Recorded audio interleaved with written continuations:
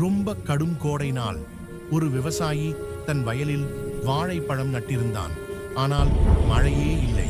வானத்தை பார்த்து விவசாயி மனம் உடைந்து அழுதான். கடவுளே, மழை கொடு என்று வேண்டினான். அப்போது ஒரு புத்திசாலி குரங்கு அங்கு தாவி வந்தது. குரங்கு சொன்னது, நான் மழையை வரவைக்க முடியும், ஆனால் அதற்கு பதிலா எனக்கு ஒன்று வேண்டும். விவசாயி சம்மதித்தான். குரங்கு வானத்தை நோக்கி தாவியது. அச்சச்சோ, வானம் எரிந்தது. மழை பலமாக பெய்தது. வயல் பசுமையாயிடுச்சு. வாழைப்பழங்கள் இங்குதான் வளர்ந்தது. விவசாயி ரொம்ப சந்தோஷப்பட்டான். மறுநாள் குரங்கு வந்து மெதுவா கேட்டது, ஒரு சின்ன வாழைப்பழம் தருவாயா? ஆனா விவசாயி மறுத்துட்டான். இல்லன்னு சொல்லிட்டான். குரங்கு மனசு உடைஞ்சு சோகமா அங்கிருந்து போயிடுச்சு. சில நாள்ல மழை நின்னுச்சு. வயல் மீண்டும் உலர ஆரம்பிச்சது.